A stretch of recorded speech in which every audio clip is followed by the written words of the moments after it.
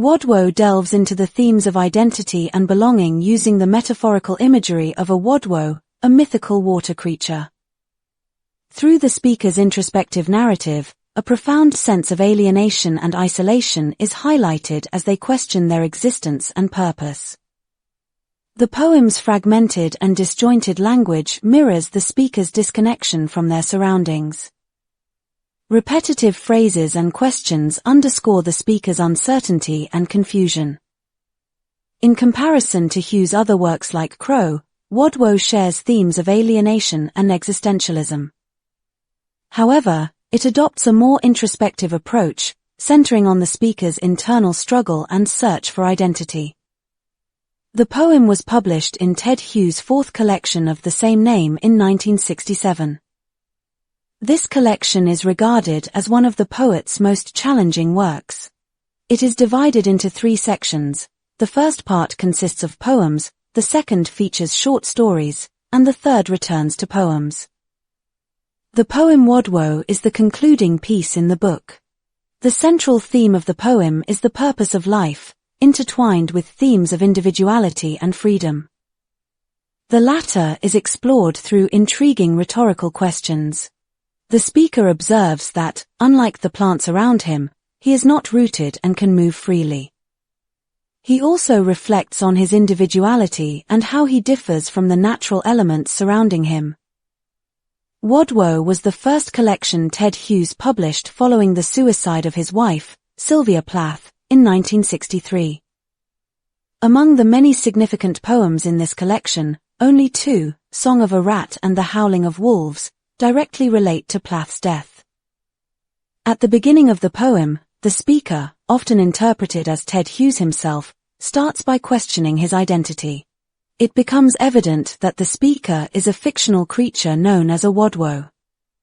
This creature sniffs around, following a faint smell in the air to the river's edge, which prompts him to enter the water.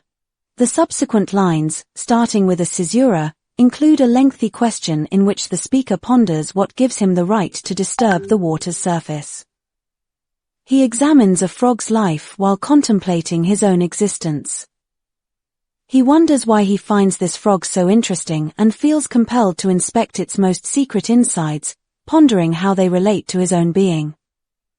He contemplates the weeds and their potential consciousness, questioning what they might think of him if they could.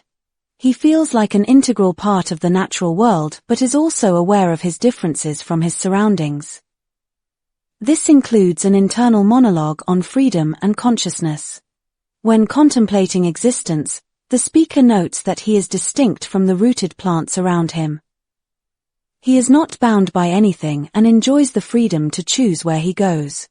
He also questions his instinctual actions, wondering why he does what he does.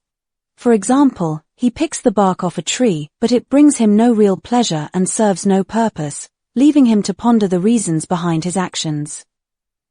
The questions flow continuously in the following lines as Ted Hughes' unique speaker asks if he has an owner, what shape he is, how large he will grow, and what he should be called.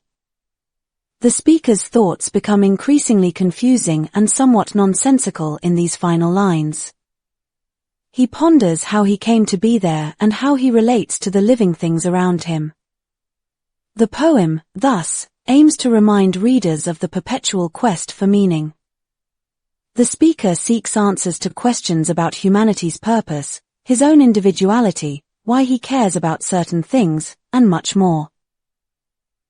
Wodwo is a 28-line poem written in block form, meaning all lines are contained within a single stanza with no breaks.